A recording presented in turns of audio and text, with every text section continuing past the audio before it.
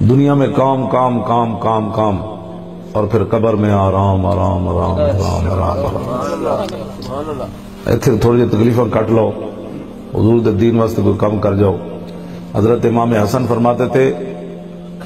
کان رسول اللہ صلی اللہ علیہ وسلم متواصل الاحزان دائم الفکرت لیست له راحت، فرمایا میرے نانا جان ہمیشہ ہی پریشان رہے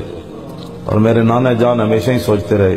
لیست له راحت، میرے نانا جان نے ساری زندگی سکون نہیں پایا۔ ہمیں دیکھی تھی، ہمیں کوئی اگر ڈرائے بھئی آپ کو قید کر دیا جائے گا، آپ کو کوڑے مارے جائیں گے، آپ کی جماعت بین ہو جائے گی، آپ ذرا ہلکا ہاتھ رکھیں، تو پتہ ہے حضور نے کیا فرمایا؟ نبی علیہ السلام نے فرمایا لقد خفت فی اللہ وما یخاف احد، میرے آقا نے فرمایا جتنا دنیا میں مجھے ڈرایا گیا نا، آدم علیہ السلام سے لے کر جناب عیسیٰ تک کسی نبی کو اتنا نہیں ڈرایا گیا۔ ڈرانا تو لوگوں نے ہے، وہ تو امام الانبیاء کو بھی لوگوں نے باتیں کی، ہمیں بڑے لوگ، میں کہو جی زندگی تو میں پڑھی کوئی نہیں، جی زندگی تو میں پڑھی کوئی نہیں، جب رسول اللہ نے سکون نہیں پایا تو کی سمجھنا بھی روٹیاں کھا کے بڑیاں کوٹھیاں بنا کے تے جناب کاروبار چلا کے تے جناب تو کی سمجھنا اس چیز کا نہ سکون تو بنایا ہوا، جاگے جا کے حساب کی دینا ہے، پتہ ہے تن اقبال کہنا لرزم از تو شرم چو روز شمار پرصدت آب روئے روزگار حرف حق از حضرت ماں بردائی پس چرا با دیگران سپردائی۔ اقبال کہتا میں جب قیامت دا تصور کردا پھر پانی پانی ہو جانا، شرم دے مارے پسینہ پسینہ ہو جانا۔ اقبال کہتا جب حضور نے مینوں بلا کے پوچھ لیا اقبال اور اس دین واسطے تو لوگا مینوں ایتھے پتھر مارے، تو دس میرے دین دا کی کر گیا ہے؟